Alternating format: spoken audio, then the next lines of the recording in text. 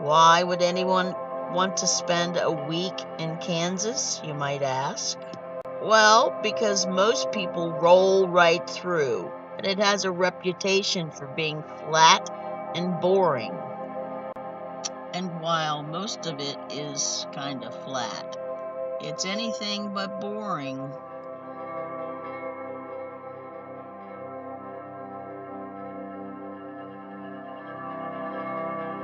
I didn't really have a plan to follow the Santa Fe Trail. I just wanted to get off of 70. And it just so turns out that the Santa Fe Trail is still a major roadway from St. Louis down to Santa Fe, New Mexico. Because it's mostly prairie land, this route has been used since the 1500s.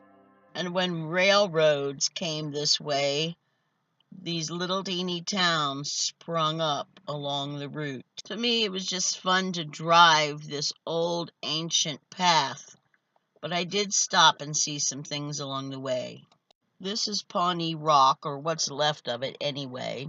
It was a major landmark for travelers. For centuries before that, it had been the meeting ground for various indigenous tribes that held council there. It has been abused, some of it carried away. So from that observation point, the very top of that is what used to be the top of the rock.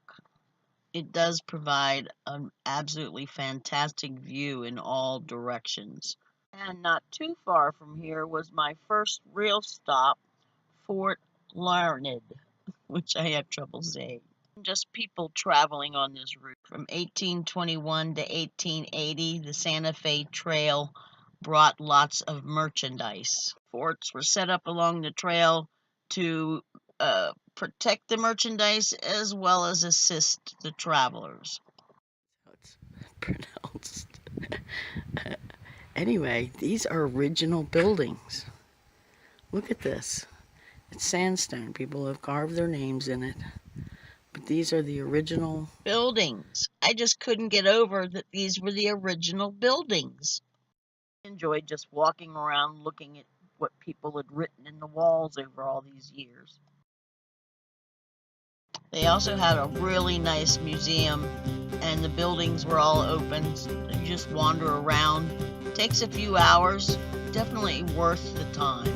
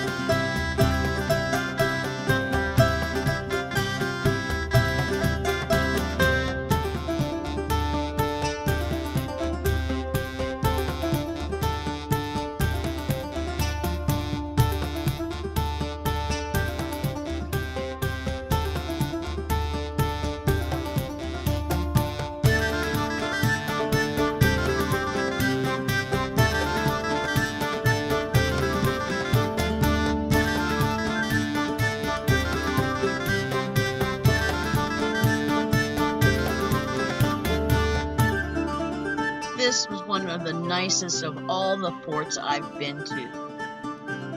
That started to pique my interest in the pioneer history. I picked up a fascinating book, The Gentle Tamers by D. Brown. It's about women pioneers. Interesting, untold part of history.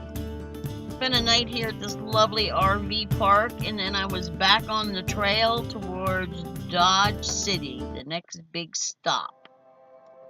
When I was a kid, westerns were the big TV shows, and Dodge City was the place where everything seemed to happen.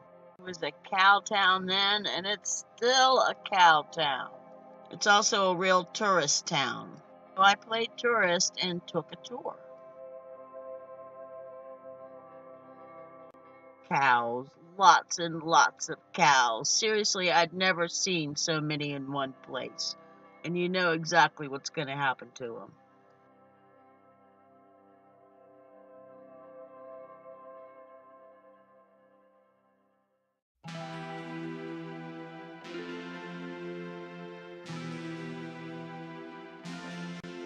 Fields full of feed for cows. There was an actual fort here originally, but it's long gone, and it's now a veterans home. The actual Dodge City is also long gone. It's just been reconstructed and moved 2 blocks down the street. But I did find something really wonderful in Dodge that I'll share with you, and that's this cathedral.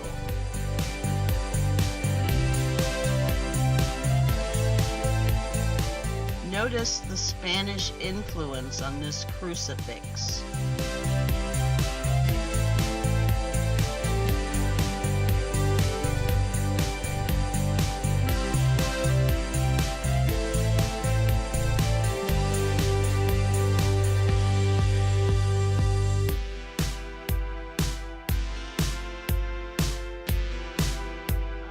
Dodge too much, so I got out of town and went to a state park for a couple days. $15 a night primitive camping, but it really was a beautiful campsite.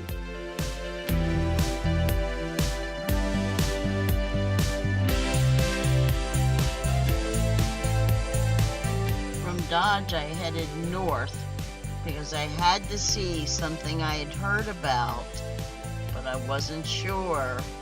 This is Kansas?